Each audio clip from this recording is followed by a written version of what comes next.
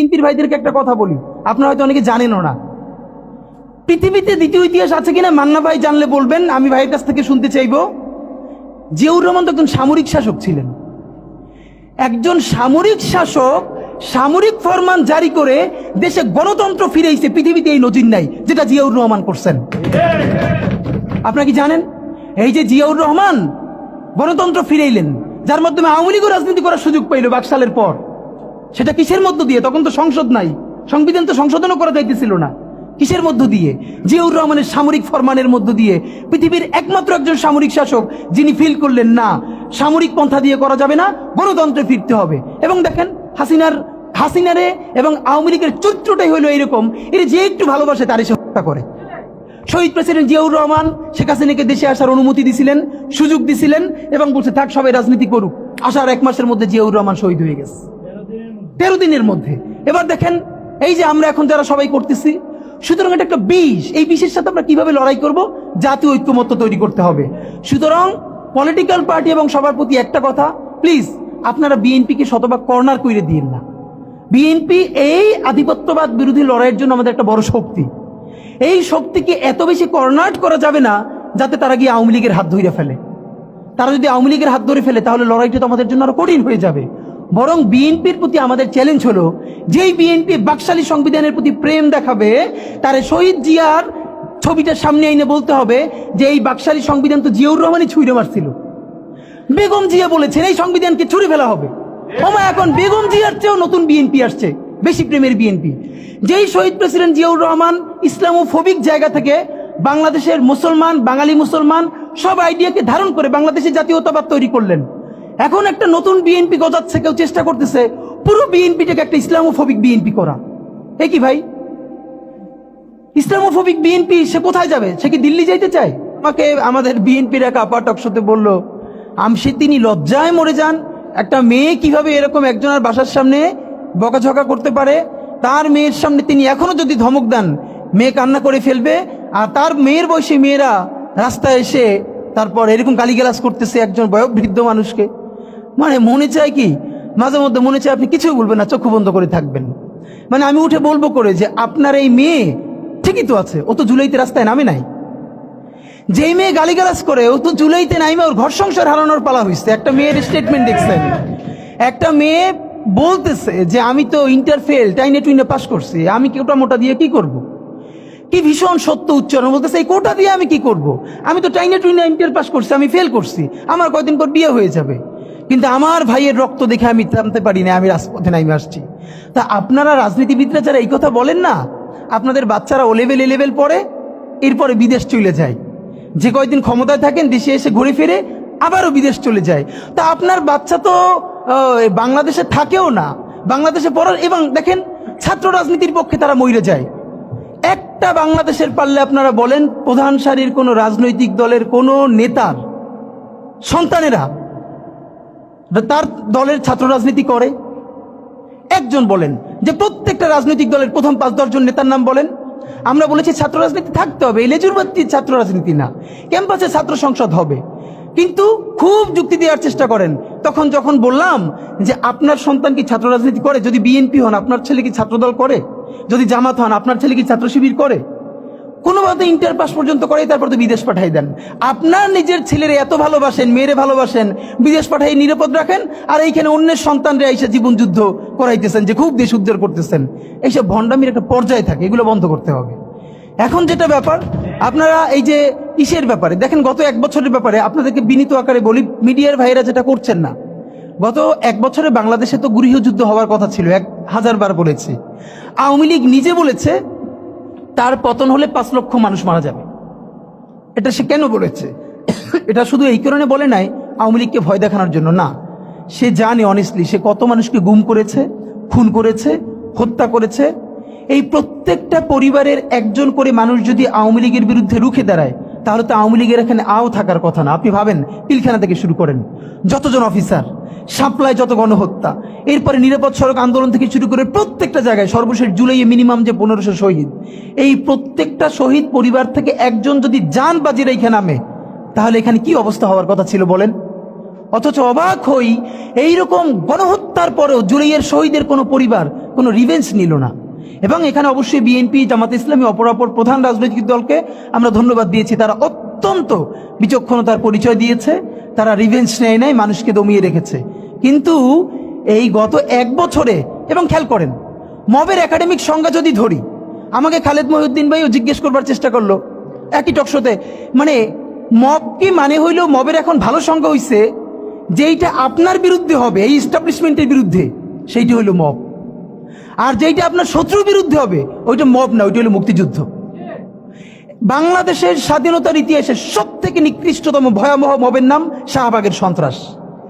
যেই শাহবাগের সন্ত্রাসের মধ্য দিয়ে বাংলাদেশের প্রথম বিপরীত রাষ্ট্রকল্প তৈরি করে এখানের প্রত্যেকটা রাষ্ট্রীয় প্রতিষ্ঠানকে ধ্বংস করা হয়েছে। বাংলাদেশের বিচার ব্যবস্থা, বাংলাদেশের আইন ব্যবস্থা, সচিবালয় সবকিছুকে গুড়িয়ে দেওয়া হয়েছে। সেই শাহবাগ সন্ত্রাস না, সেই শাহবাগ মব না। সেই শাহবাগে প্রত্যেকটা জাতীয় দৈনিক প্রথম পাতায় লিড নিউজ করেছে তারা কখন মোম জ্বালাচ্ছে। আমি নিজে দেখেছি, শাহবাগে তো দিনের পর দিন আমি দেখেছি। যখন 40 থেকে 50 জন লোক মাত্র, দুপুরে লোক নাই, তখন মিডিয়াকে বলে দেওয়া হয়েছে এমন করে উপর থেকে ক্যামেরা ধরতে হবে যাতে অনেক লোক দেখা যায়। সেভাবে করে করে লোক আনা হয়েছে, প্রত্যেকটা গার্মেন্টসকে বাধ্য করে লোক আনা হয়েছে। আমার বিশ্ববিদ্যালয়ে, তখন আমি ঢাকা বিশ্ববিদ্যালয়ে পড়ি, আমার ছাত্রলীগের যারা আমার সহপাঠী ছিল, ওদের রুমে dry cake, 7 up, Coke, Sprite, biryani দিয়ে ভরা থাকতো। শাহবাগ হলো পৃথিবীর এমন একটা আন্দোলন যেখানে কাচ্চি থেকে শুরু করে সমস্ত খাবার দাবার দিয়ে আন্দোলন করা হয়। তো ওরা সব রুমে নিয়ে আসতো, যেগুলো এক্সট্রা থাকতো ওরা আবার ফ্রেন্ডদেরকে ডাকতো, কার কি লাগবে নিয়ে যা। এই কথা কেন বললাম? একটা মিডিয়া কি তখন সেটাকে মব বলেছে? সাংবাদিক মাহমুদুর রহমান হাজার আক্রমণের পরও কুষ্টিয়ে যখন আক্রান্ত হয়ে 11টা মাথায় সেলাই লেগেছে, তার 11টা রক্তাক্ত ভয়াবহ অবস্থা, একটা পত্রিকা সেটাকে মব বলে নাই। আদালত চত্বরে একজন মানুষ আদালতের কাছে গেছে, আদালতের সামনে তাকে বিচার মানে মাথা ফাটিয়ে দিচ্ছে, রক্ত। সংগ্রাম সম্পাদক আবুল আসাদ, পত্রিকা যদি জামাতের সমর্থিত হয় আপনি তো, সেটা তো কোনো কথা না। বাংলাদেশের প্রত্যেকটা পত্রিকার একটা আইডিওলজি আছে। কিন্তু এর মানে কি, এই যে প্রথম আলোর সামনে যারা দাঁড়িয়েছে, আমরা তাদের পক্ষে দাঁড়িয়েছি, আমরা বলি না। আপনি পারলে প্রথম আলোর বিকল্প আরো 10টা প্রথম আলো তৈরি করেন, তার অফিসের সামনে আপনার কাজটা কি? আমরা তো তখন সে কথা বলেছি। কিন্তু এই যে সবাই মব বাজরা, যারা মব ট্রেডিং করছেন, তারা সম্পাদক আবুল আসাদের রুমে ঢুকে, একটা পত্রিকা অফিসে সব থেকে বয়োজ্যেষ্ঠ সম্পাদক ছিলেন উনি বাংলাদেশের, দাড়ি ধরে টেনে মুক্তিযুদ্ধ মঞ্চের সন্ত্রাসীরা তাকে বের করে তারপরে থানায় নিয়ে গেছেন। একটা পত্রিকা মব লেখে নাই, সেইগুলো কোনোটা মব না। এরপর তো বলতে পারবো হাজার হাজার। কিন্তু এই যে কোন বাচ্চারা গালি দিচ্ছে, কাকে দিচ্ছে? যেই বাচ্চার একটা চোখ নাই, ইন্টারে পড়ে, এখন সে ভর্তি হবে ভার্সিটিতে, অন্য চক্ষু কাজ করছে না, হাত নাই, পা নাই, তার মধ্যে ভীষণ ট্রমা কাজ করে। এই রাষ্ট্রের প্রধান কাজ কি ছিল? রাজনৈতিক দলগুলোর রাষ্ট্রকে বাধ্য করা, আমাদের যেই সব ছেলেমেয়েরা চোখ হারাইছে, চিরতরে অন্ধ হইছে, পঙ্গু হইছে, রক্তের সাগরের মধ্য দিয়ে হইছে, ওদেরকে দিনের পরে দিন কাউন্সিলিং করা। ওরা এখনো ট্রমাটাইজড।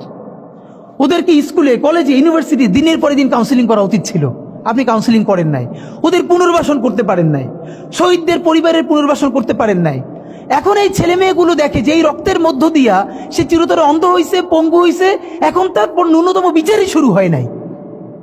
বিচার নাই, সংস্কার নাই, সে বরং দেখতে পাইতেছে সেই আগের পুরনো আওয়ামী লীগ জিকে বসতেছে, যাতে তার মনে হইতেছে সে যে আবার অন্ধ হয়ে বাইচে আছে, সেটাও হয়তো বাইচে থাকতে পারবে না, এবার হয়তো তাকে হত্যা করে ফেলা হবে। সেই রিয়েকশনে সে কাউকে গালি দিচ্ছে। এই গালিকে আপনার এত অপবিত্র মনে হয়, কিসের সাথে তুলনা দেন? গত 15 বছর যার তুলনা একমাত্র জাহান্নামের সাথে হইতে পারে। তো আপনারা কি বুঝাইতে চান আমাদেরকে? এগুলো মনে করেন আমরা বুঝি না? নাম ধরে বললে পলিটিক্যাল পার্টিগুলো বেশি প্রেসার ফিল করে। আমার এই বিভিন্ন টিভি থেকে ফোন করে বলে, ভাই আপনার সাথে তো অমুক দলের অথবা অমুক দলের কেউ আসতে চায় না। এখন এই জন্য আমার কি হয়েছে, তারা যাতে একটু ট্রাস্ট পান, একটু কনফিডেন্স পান, এই জন্য কথার উত্তর দিই না। আমার এক বড় ভাই টকশোতে বললেন, তুমি থাক, ওনারা মুরব্বী মানুষ, তুমি যদি 2 শব্দ কম বলো তোমার জীবন পইরিয়াছে, কিছু হবে না। তাই ওনাদেরকে 2 শব্দ কম বলতে বলতে ওনারা এমনই হয়েছে, ওনারা মাইনেই নিতে পারে না যে এই বাচ্চারা না থাকলে ওনারা যে এখনো জেলে থাকতো অথবা বাড়ি বাড়ি পালাইতো, এইটা ওনাদের ভুলেই গেছে 1 বছরে। তো সেই বাচ্চার গালিগালাজরে আপনার এত খারাপ লাগে? আমি বলেছি সমস্ত গালিগালাজ বন্ধ হয়ে যাবে। আমি এখন আপনারা চাইলে, আমার কাছে একাডেমিক থিসিস আছে কেন গালি দেওয়া যাবে। শুধু গালি দেওয়াই যাবে না, এই গালি কেন বৈধ এমনি তো বলা যাবে না, যে একাডেমিক থিসিস আছে। আমি আন্দাজে কথা বলি না, আমি একটা বিশ্ববিদ্যালয়ে পড়াইও, তো এইটা আমি বলতে চাই না। তখন আবার বলবেন যে গালিকে প্রমোট করে, কিন্তু হ্যাঁ, আপনার চোখের সামনে শহীদ রিয়াগো এর বুলেটটা ভিতর থেকে ঢুকে এরপরে পিছনের ওয়ালে গিয়ে লিখেছে, সে ওয়াল 2 ইঞ্চি ছিদ্র হয়ে গেছে। এই রাষ্ট্রের এমন কোন লিথাল ওয়েপন আর্মির কাছে, পুলিশের কাছে, বিজেপির কাছে ছিল না যেইটা সাধারণ নাগরিকের উপরে এই হাসিনা ব্যবহার করে নাই। আপনার বুকের মানিক আপনার সামনে বসে কলিজা ছিঁড়ে ওয়াল ছিদ্র হয়ে যাচ্ছে, তখন আপনি রবীন্দ্রসঙ্গীত গাইবেন? আপনি কি করবেন তখন? এখন মুশকিল হলো, এই গালি নিয়ে যারা কথা বলে তার কোনো সন্তান শহীদ হয় নাই, তার বাবা মাও শহীদ হয় নাই, কেউ অন্ধ হয় নাই, পঙ্গু হয় নাই, তাই গালি এত বিষ লাগে, আর আওয়ামী লীগ তার মধুর মতো লাগে। তো এখন আমি সর্বশেষ যে কথাটা বলতে চাই, আপনারা একটা মিডিয়ার ভাইয়েরা কাইন্ডলি চেষ্টা করে দেখেন, এই যে গৃহযুদ্ধটা হওয়ার কথা ছিল হইল না, তো অশান্তি তো কিছু থাকবেই, আমরা তো রাষ্ট্র গঠন করব, এরপরও তো তুলনামূলক অনেক কম হচ্ছে। কেউ একটা মিডিয়া কেন বলতেছে না 1971-এর মহান মুক্তিযুদ্ধের পর 72 থেকে 75 বাংলাদেশে যেই পরিমাণ মব সন্ত্রাস হয়েছে, যেই পরিমাণ কেওয়াস হয়েছে, ইতিহাসে তা আর হয় নাই। তার সাথে জড়িত ছিল কারা? এই যে মুজিব বাহিনীর গুন্ডারা। আমার বাবা আমার মা বলেছে মুক্তিযুদ্ধের পরে যে অস্ত্রগুলো জমা দেয়া হয় নাই, সেই জমা না দেয়া অস্ত্র থেকে প্রত্যেকটা বাড়িতে বাড়িতে ছিনতাই, রাহাজানি। আমার মায়ের আজকে এই কথাটা বলে, আমার মা বলতেছেন আমার নানা একজন সম্ভ্রান্ত আলেম, তিনি যেখানে থাকতেন মুক্তিবাহিনী এবং পাকিস্তান বাহিনী কেউই তাকে কখনো আক্রমণ করেন নাই তার সম্মানে। আমার মা খালারা বাসায় ছিলেন, তাকে পুরো এলাকাবাসী দেখিয়ে রেখেছে। বাট মুক্তিযুদ্ধের পরে আমার মা বলেছে, তখন তার বয়স 16, আমার মা আমার খালা এবং এলাকার অনেক মেয়েদেরকে, যাদের চেহারা একটু ভালো ছিল, তাদের গায়ে কালি মেখে তারপরে অনেক সময় মাটির নিচে বাংকার বানিয়ে বা বিভিন্ন জায়গায় রাখা হতো তাদের সম্ভ্রম রক্ষা করবার জন্য। এই মুজিব বাহিনীর গুন্ডারা সেগুলো করেছে না? এমন কোনো চিন্তা নেই। ব্যারিস্টার ফুয়াদ ভাই সেদিনকে বলেছেন, তার বাবা সে অসংখ্য সালিশ করেছে তাদের এলাকায়, যে এই গুন্ডাগুলো মুক্তিযুদ্ধের পর বিভিন্ন জায়গায় ছিনতাই করতো, তারপরে এলাকাবাসী আইনে গাছের সাথে বাইধে রাখতো, এরপর এলাকার মুরব্বীরা আবার সব উদ্ধার কইরা মানুষের কাছে কাছে দিয়ে আসতো। হওয়ারই কথা ছিল একটা নতুন রাষ্ট্র, আইন শৃঙ্খলা বাহিনী প্রতিষ্ঠিত হয় নাই, প্রচন্ড কেওয়াজ হবে, তারপরে নতুন রাষ্ট্র গঠন করতে হবে, আইন শৃঙ্খলা বাহিনী ঠিক করতে হবে, স্বাভাবিক তো। তাহলে মুক্তিযুদ্ধের পরের কেওয়াজ যদি আপনার কাছে মব না হয়, তাহলে এরকম তুমুল গণহত্যার পরে যখন গৃহযুদ্ধ হয়ে যাওয়ার কথা সেইটা হয় নাই, বরং এখনো এখানে এস আলম হাজার হাজার কোটি টাকা নতুন করে হাসিনার সাথে মিটিং করেছে, ইলেকশনের আগে বড় বড় ফিগারকে এখানে অ্যাসাসিনেশন করা হবে, গুপ্ত হত্যা করা হবে। পুরো এখানে ভারতীয় আধিপত্যবাদ এখানে সব থেকে বেশি অ্যাক্টিভ আছে। এখানে আওয়ামী লীগের হাজার হাজার কোটি টাকা, তার সচিবরা, তার পুলিশরা, তার পান্ডারা সব রয়ে গেছে। আর্মির মধ্যে একটা বড় অংশ রয়ে গেছে, কোনো সংস্কার করা হয় নাই। তারা বারবার স্যাবোটেজ করবার চেষ্টা করছে, এই রাষ্ট্রকে, এই সরকারকে ফেল করানোর চেষ্টা করছে। তো আপনি মুক্তিযুদ্ধের পরে যে 3-4 বছর এই রকম রাহাজানি হয়েছে, সেটাকে যদি অটকুন দিতে পারেন যে নতুন রাষ্ট্র গঠনের আগে এই ঝামেলাটা হয়, তাহলে এই যে নতুন বাংলাদেশের স্বপ্নের মধ্যে এইগুলোকে আপনি বড় করে মপ করে ফ্রেমিং করেন, আপনি এই জবান যে আপনার না, এই জবান যে দিল্লির জবান, ভারতীয় আধিপত্যবাদের জবান, সেইটা বুঝতে আমাদের পিএইচডি করা লাগে না। সুতরাং জুলাই সনদের সাথে নির্বাচনের ক্ষেত্রে শুধু আমাদের 2 মিনিট কথা। নির্বাচন হতে হবে। আমি একটু ভদ্রতার সাথে এবং শ্রদ্ধার সাথে বিনয় মানে আমি জানাচ্ছি যে ভাইরা যেটা বলেছেন সকল দল মিলে আগামী 20 বছর নির্বাচন না হোক, না, এটা আমরা চাই না। আমরা নির্বাচন চাই। মানুষ গত 16 বছরে ভোট দিতে পারে নাই। মানুষ আনন্দ নিয়া শীতের সকালে বাচ্চা কাচ্চাকে কুয়াশার মধ্যে লাইন দিয়ে দাঁড়াই থাকবে, ভোট দিবে। আমরা সেই বাংলাদেশ দেখতে চাই। আমরা নির্বাচন চাই, নির্বাচন হতেই হবে। এই নির্বাচনকে বানচাল করবার জন্য দিল্লি থেকে শুরু করে আওয়ামী লীগ হাজার হাজার কোটি টাকা নতুন করে এখানে বিনিয়োগ করছে। নির্বাচন লাগবে। তবে আমাদের প্রশ্ন হলো সেই নির্বাচনের ম্যান্ডেট হবে কি? এখানেই আমাদের কথা। কোন ধরনের আপোষ ছাড়াই নতুন নির্বাচন হইতে হবে জুলাই সনদের ভিত্তিতে, এইটাই আমাদের কথা। জুলাই সনদের ভিত্তিতেই নির্বাচন হতে হবে এবং জুলাই সনদের বৈধতা নির্বাচনের আগেই দিয়ে সেইটার ভিত্তিতে নতুন নির্বাচন হবে, যেই নির্বাচনের ম্যান্ডেট থাকবে নতুন সংসদে নতুন বাংলাদেশের জন্য আমাদের রাজনৈতিক দলগুলো মিলে নতুন সংসদের নতুন সংবিধান উপহার দিবে। যেই সংবিধান ৭২-এর বাকশালী সংবিধান, ফ্যাসিবাদী সংবিধান, যেই সংবিধানের কোনো ম্যান্ডেট ছিল না বাংলাদেশ রাষ্ট্রের সংবিধান করবার, কারণ তারা পাকিস্তান রাষ্ট্রের মধ্যে শপথ নিয়ে পাকিস্তান রাষ্ট্রের জন্য সংবিধান প্রণয়নের কথা বলেছিলেন, কিন্তু বাংলাদেশ রাষ্ট্রের কোনো ম্যান্ডেট তাদের কাছে ছিল না। তারপরে তারা সংবিধান রচনা করেছেন, এরপরেও তারা একটা সেই সংবিধানকে লেজিটিমেট করবার জন্য একটা গণভোট দেন নাই। এরপরে যারা ৭৩-এর একটা ভোট চুরির নির্বাচন দিয়েছে, সেই ৭৩-এর নির্বাচনের ভোটের ইশতেহারের মধ্যেও তারা এই সংবিধানকে তারা লেজিটিমেসি দেন নাই, ইশতেহারে রাখেন নাই। সেই সংবিধানকে যুগের পরে যুগ আমরা বয়ে বেড়াবো, সেই দায়বদ্ধতা তো আমাদের নাই। এবং সেই সংবিধান কেমন ফ্যাসিস্ট সংবিধান করা হয়েছে, যেইটার সাংবিধানিক ভিত্তি দিয়েই আপনি একটা কথা বলতে পারবেন, এই যে সবাই বলে আইনের কথা, বলেন তো পারলে একটা কথা, হাসিনা কোনটা বেআইনি কাজ করছে? না, হাসিনা একটাও বেআইনি কাজ করে নাই। সে সমস্ত হত্যা, গুম, খুন এই সংবিধানের আইনের ভিত্তিতেই করছে। সে এই সংবিধানকে ডাস্টবিন বানিয়ে তত্ত্বাবধায়ক সরকার বাতিল করেছে, যা ইচ্ছা করে তাই করেছে। এবার তো সে তো বেআইনি কিছু করে নাই, কথা তো সত্য।